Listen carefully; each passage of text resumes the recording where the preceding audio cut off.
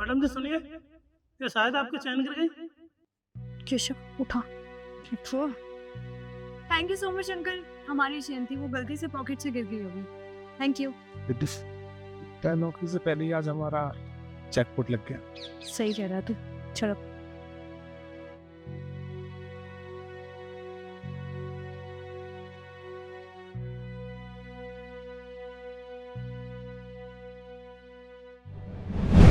Madam जी आपके पैसे गिर गए।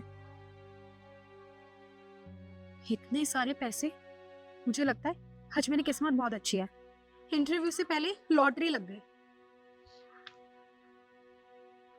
हाँ अंकल जी, एक्चुअली ये मेरे ही पैसे हैं, वो गलती से गिर गए होंगे।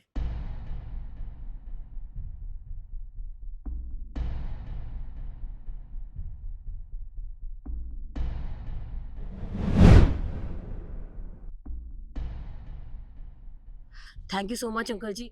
अभी चलते चलते जेब से गिर गए थे पैसे, आपने बता दिया। Thank you.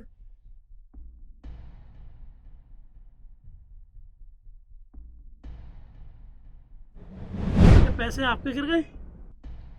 इतने सारे पैसे?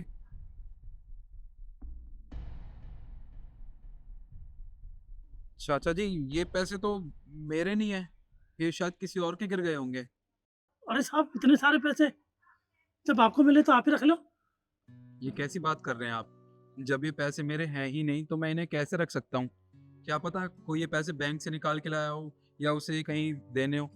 अगर उसके पैसे मैं रख लूंगा तो उसका तो बहुत बड़ा नुकसान हो जाएगा ना। और वैसे भी कोई देखे ना देखे, भगवान तो सब कुछ देख रहे हैं। एक काम कीजिए, जिसके ये पैसे हैं ना वो वापस जरूर यहाँ पे आएगा, तब आप ये उसको दे देना, ठीक है? आप रखिए। अरे साहब आप भी भगवान पर भरोसा करते हो। आधे मुझे दे दो, आधे आप रख लो, कौन देखता है। रख लो। नहीं चाचा, ये बहुत गलत बात है।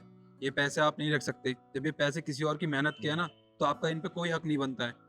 और हाँ, यहाँ कैमरे भी लगे होंगे शायद, तो अगर आपने ये पैसे रखे ना तो आपको पता है ना मैडम आपको पनिश कर सकती है। इसलिए ये पैसे आप रखिए और जब जो आएगा ये पैसे लेना उसको दे देना। अरे साहब चलो ठीक है, कोई आएगा तो दे दूंगा।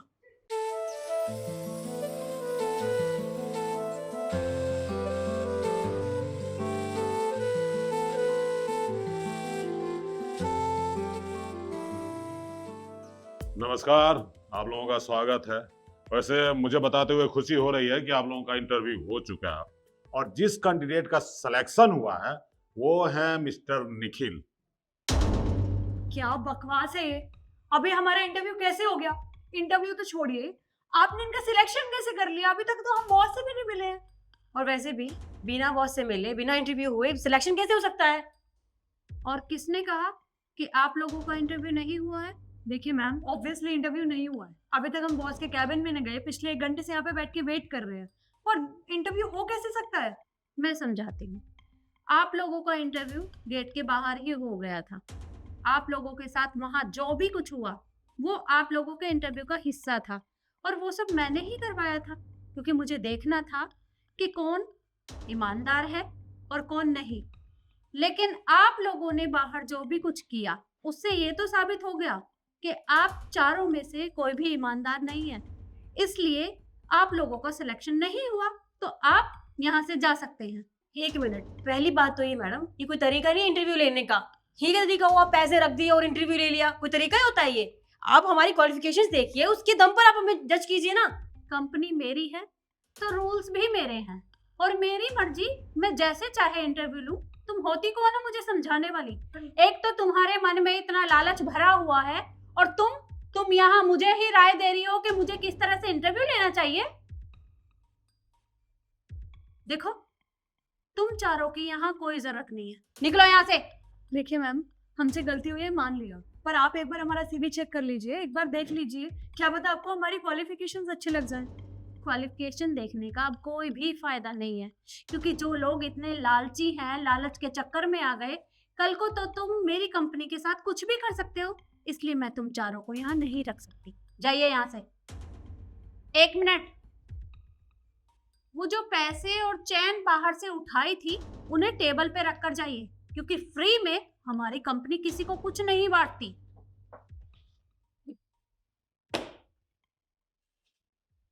अब निकलिए यहाँ से।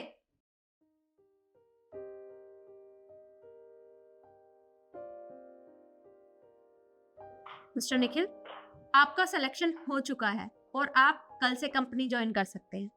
Thank you so much ma'am मुझे जॉब देने के लिए। देखो, ये तो मैं अच्छे से जानती हूँ कि तुम बहुत ईमानदार हो, क्योंकि तुम्हारी ईमानदारी तो ग्रेड के बाहर ही साबित हो गई। बाकी अगर तुम हमारी कंपनी के साथ जुड़े रहे तो तुम्हें बहुत जल्दी तरक्की भी मिलेगी। ठीक। मिस्टर गोपाल, आप इन्हें बाकी की फॉर्मेलिटी बता दीजिए। जी मैम, इनके साथ जाइए। आइए निखिल।